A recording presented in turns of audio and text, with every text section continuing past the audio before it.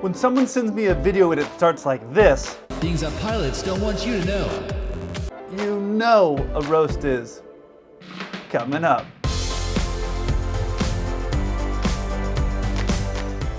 Hey 7-4 crew, welcome back. If you don't know me, my name's Kelsey. I'm a 747 pilot. My channel, 74 Gear, is all about aviation. Now it's really interesting to me when I see these videos come out when they say things like, these are the secrets pilots don't want you to know, because I'm always curious to someone that has, I think, probably no information about aviation is going to tell people all the secrets which I'm hiding from them that I may not even know that I'm hiding from them. Anyways, it's very intriguing to me because when I started the channel, I was called a fake pilot a lot, and there's a lot of misinformation that seems to be going out in the media today. No one seems to be questioning them, but a lot of people seem to question whether I was a real pilot or not, and actually still do to this day. Anyways, I'm really curious to see what this guy has to say. Let's get into it. Number 16, your pilot could be asleep. If you had to fly a plane for 16 hours with no break, you'd probably want to take a nap too. Could you even imagine being at work that long? You'd either pass out or go insane. Luckily, there's a co-pilot in order to take charge when the other one needs a power nap. It's always better to have two pilots on duty, and it's not worth the risk of having one pilot controlling the plane to snooze out uncontrollably. A majority of that time, though, they're not asleep on the job and they're paying close attention to what they're doing. That doesn't mean that they aren't tired for sure. Well, for starters, he did get one thing right, and that's this part right here. If you had to fly a plane for 16 hours with no break, you'd probably want to take a nap too. Now, I'm going to speak in some very general terms because there are a lot of variables that happen within aviation, within countries, and whether you're flying cargo or you're flying passengers. So there's a lot of different rules regarding this. But general rule of thumb, if you're flying for 8 hours or less, this is the block hours. If you're flying for 8 hours or less, you only need 2 pilots. If you're flying from 8 hours and 1 minute to 11 hours and 59 minutes, you need 3 pilots, and over 12 hours, you need 4 pilots. Those are general rules. There are differences based off of the time of the day that you start and the type of flying that you're doing, but those are just the basic general rules. So this guy saying the pilots are flying for 16 hours, they would be exhausted, but there is never going to be a situation where there's only 2 pilots and you're flying up there for 16 hours. But I did appreciate him saying this. A majority of that time, though, they're not asleep on the job and they're paying close attention to what they're doing. Truthfully, and this may seem alarming to some of you, when we are in cruise, we aren't really paying that much attention because it's not a very high workload. Generally what's happening up there is the pilots are sitting back and reading company manuals or talking to each other or looking out the window because it's not a high workload. It's not like something you really need to focus on. You have the autopilot there, you have your different checks that you have to do, but it's not a high workload environment. So it's not like we're sitting up there really focused for during that time. Takeoff and landing, the first probably 10 to 15 minutes of the flight and the last 10 or 15 minutes of the flight, definitely. Very focused, everybody's engaged mentally, and that part is really where you want your pilots focused. Up at cruise, 30-something thousand feet, cruising out over the ocean, there's really not much to do. I talk about a lot of different stuff depending on who I'm flying with, so that part about being really focused, that is also not true. Number 15, landing ain't easy. But it's really not all that easy. Again, a smooth landing can take years of practice. A novice pilot would need at least 20 hours of flying a plane before getting the chance to land one. You better believe it's a nerve-wracking experience for everyone. The longer the runway, the better, and pilots prefer flying into some cities because of this. So this part is just completely incorrect, but I understand where he gets it from. A novice pilot would need at least 20 hours of flying a plane before getting the chance to land one. Generally speaking, when you go through flight school, you take about 20 hours to be able to solo a plane and land the plane by yourself. However, usually within your first couple lessons, you're practicing landing a plane. You don't do no practice of landing a plane, and then after 20 hours, the instructor goes, great, you're ready to go land the plane. That's not how it works. I would say maybe first, 3 to 4 hours of flying, I was practicing doing my landings, and it took me a while before I got it, but that is typically when you start landing the plane. Now the instructor is there, obviously for your safety, to tell you what you're doing right or to tell you what you're doing wrong, but the procedure that you're doing, everything that you start doing that landing, that starts within your first couple hours, but generally speaking, it's about 20 hours before you do your solo. Some do it in 12, some do it in 30. But the way he describes it here, you better believe it's a nerve-wracking experience for everyone. It's really not a nerve-wracking experience for the instructor or for the pilot. I will say, when I soloed, I was nervous. definitely. You are nervous, but I wouldn't say it's like, oh my gosh, I'm gonna die. No, it's nothing like that because you always can do a go-around. I wish I had understood that the go-around procedure better when I was going through flight school because I was nervous when I was doing my landings, partially because it was really windy, but still, at the end of the day, it's not something that you're really nervous at. And then he's showing commercial airliners. There's never a time when you're flying a commercial airliner where you think, oh my gosh, I'm really nervous, because with those planes, there's really so much redundancy. If there's something that goes wrong as you're coming into land, you just do a go around and come around and try it again. No problem. If I saw a pilot coming in on a landing like this and he was really nervous, I would just tell him, hey, give me the controls. It's not a big deal. I would take over and I would land the plane myself. There's never going to be a time that you're going to see a pilot really nerve-wracked, one or the other. If both of them are really nervous about landing somewhere, they'll just go to a different airport. And there's a lot of extra fuel in the plane for that reason. Number 14, pilot and flight attendant relationships. Now this is certainly against airline policies, but many anonymous posts about relationships between pilots and flight attendants have emerged in recent years. It seems rather convenient since the pilots and the flight attendants are always going to the same place and are often placed in the same hotel provided by the airline company. Many might be married, but all those long nights on the flights can sure get lonely. Do pilots and flight attendants date? Absolutely. Do they hook up? Do they get married? Yes, all of those things happen. And that is common, just like any other work environment.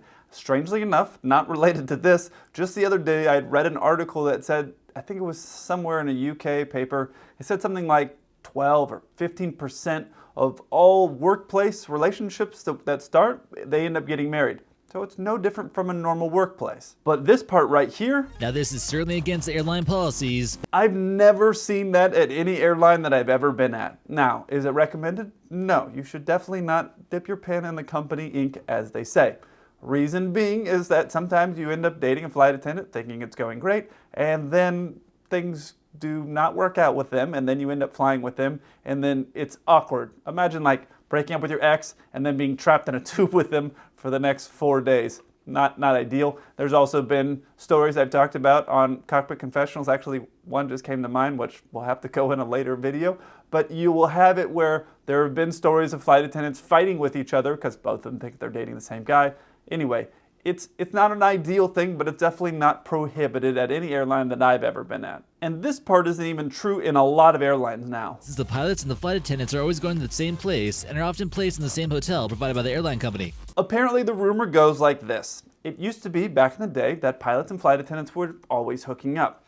And this is just a story I've been told, and it's based on a certain airline where the wives of the pilots of that airline all got together and they went to the CEO of that airline and they said, if you don't split the pilots from the flight attendants on these layovers, we're going to make our husbands quit your airline and you're not going to have an airline anymore.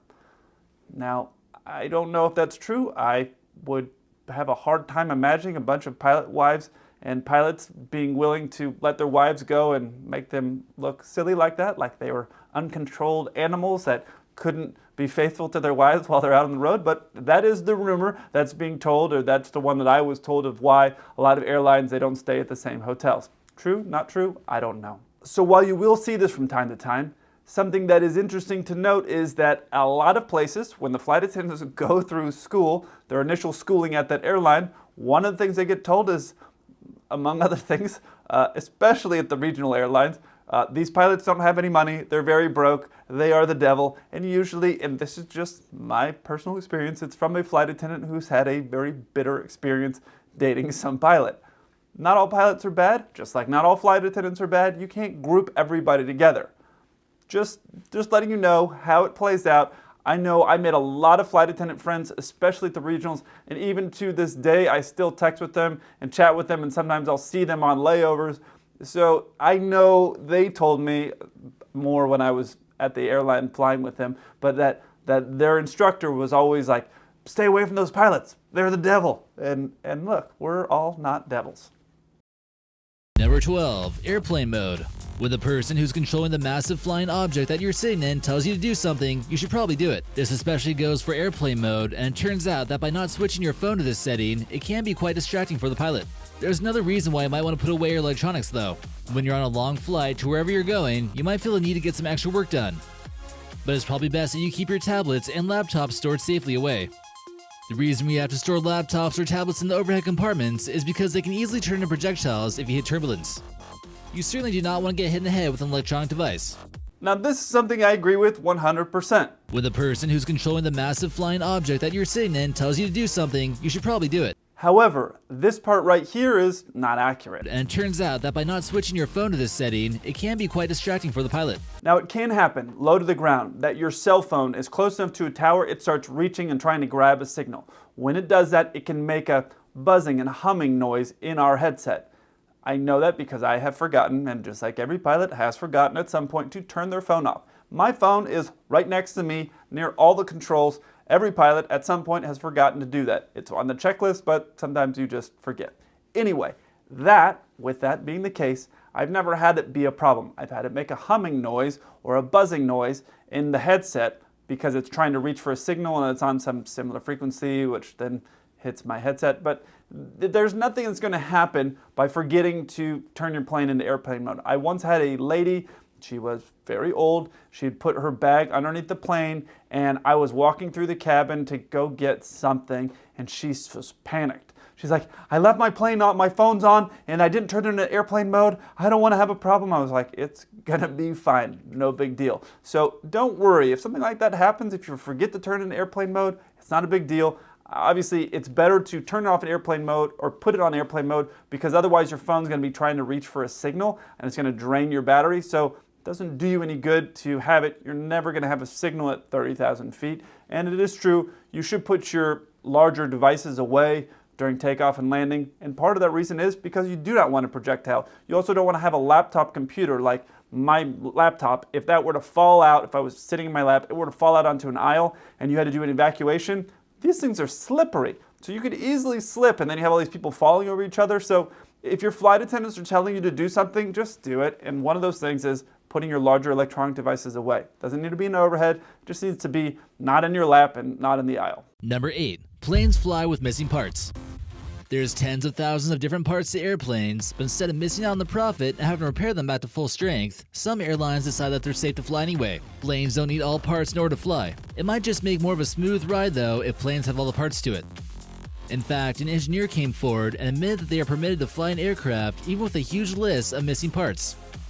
Yikes, please just don't forget the wings. This so far is probably the funniest part of this video. It might just make more of a smooth ride though if planes have all the parts to it. What is it that you think is missing exactly? There is no anti-turbulence part of the aircraft that's outside or inside the plane, so there's nothing that you're really going to remove that's going to remove the turbulence and then make your ride smoother. Doesn't make any sense at all. There is, however, a list of things that are redundant or unnecessary to fly with for the safe transportation of the flight, but that's a little bit different from what he's saying in this video. This is an example of what the guy is referencing in the video. There are a few different words for it. Some will call it an MEL, which is a minimum equipment list. Every airline's got its own variation of it, but MEL is a general term that we'll use. So that MEL is something that you'll see as a passenger when you're waiting, your flight's delayed, and you see a maintenance guy who's usually wearing a shiny vest, a green vest or an orange vest, coming in and out of the flight deck, and your captain makes an announcement, says something like, we're just finishing up the paperwork up here. Usually what's happening is maintenance has something that's broken on the plane that is not necessary for the safety of the flight, and they will defer it, meaning they'll push it to a later flight. There are time limits of how far they can defer it, but that deferral is what is something that's, they've looked at that list, they've seen how many is available that is on the plane, how many are required to be on that plane, and they can say, okay, we'll fix that in a couple of days. That's what's going on. And that's just so that way, if your plane is out somewhere where you don't have maintenance or you don't have somebody that can fix that thing, that your plane isn't stuck. Otherwise, your plane could be stuck in a lot of different places for a long time. And they put the time limit on there so that way airlines aren't ridiculous about never fixing things and having a pilot fly with 30 things that are missing or broken. So that's how that works. Here's an example which I picked, well, because it has a good number, but really quickly we're gonna go through it. It's a category C. That means that it has to be fixed in 10 days. It shows here that there are 8 installed, but only 4 required. And you see right here that the flight crew can defer it and basically do the paperwork on it. Then with everything, as always, you have to read the fine print. And notice this right here, it says 1 per engine may be and not provided a bunch of these other things below. Most planes have two different ignition systems that they switch between the A and B or left and right each time the engine starts. And so you have, like everything on a plane, a redundant system. So what's important to realize here is that on my plane we have 8. We have 4 engines, each has 2 engines. You can't have 2 missing from one engine, one, because that engine probably wouldn't start, but also more importantly, it's just the way that the MEL is written. So you can have 1 broken on each engine. So you could have 4 of the 8 broken, assuming that they were all each on independent engines when they were broken. Does that make sense? Then you see a bunch of technical stuff here which we're not going to get into. So that's just an example of a guy taking a piece of information which is true, planes can fly with broken things on them, and twisting it to make it seem like it's this crazy dangerous thing that's going on. That's not true. There's a time limit that has to be fixed in. It could be 1 day or 3 days or 10 days or, there's a lot of different parameters. Things can be extended, but planes aren't flying around with hundreds of broken things, and pilots always have the ability to say, hey, I don't feel safe with it because this and this and this is broken, and I don't feel that I can safely complete the flight. And if that's the case, then the plane doesn't even take off. And you can refuse a plane in an airline, and assuming that you can justify your reason for saying why you don't feel it's okay, you should never have any problems. So this part right here. But instead of missing out on the profit and having to repair them back to full strength, some airlines decide that they're safe to fly anyway. Depending on your airline, you may have 1, maybe 2 things that are broken on a plane. And if you're ever up on the flight deck and you see some stickers sitting around up there, those things are the things that are broken. Or if you see the logbook can, which is usually a metal rectangle thing, that will have little stickers on it. If you see stickers on that, that usually tells you how many things are broken on that plane. There are different things that could be broken. It could be something as stupid as the armrest in seat 27B won't go up. It could be that, or it could be something like one of the ignition systems is missing on one of the engines. So realize that is not nearly as crazy as this guy's making it sound, and this full strength situation, the plane either is safe to fly or it's not. It's very black or white. Think of an airplane as a giant bus with wings. You wouldn't really need to wear a seatbelt on a bus, and you most likely don't really need one on a plane either. In the event of an airplane crash, a seatbelt probably isn't going to save your life. It will, however, keep you strapped in while the flight attendant hands out beverages and peanuts. Even though the plane is landing, you could probably end up just fine if you're hanging on to something instead. This has led companies like Ryanair to consider flights where people are actually standing the entire time for a cheaper price. I love all the misinformation on this one. As I'm recording this right now, I'm realizing just how long this video is going to be, and I don't want to overstay my welcome in your house. So I'm going to have to make a part 2 and explain this one and a bunch of other ones, because this guy clearly is loving making fake information. If you want to see another video that you might like, check out this one. And if you want to see some TikTokers getting roasted, check out this one up here. I look forward to hearing from you. Until then, keep the blue side up.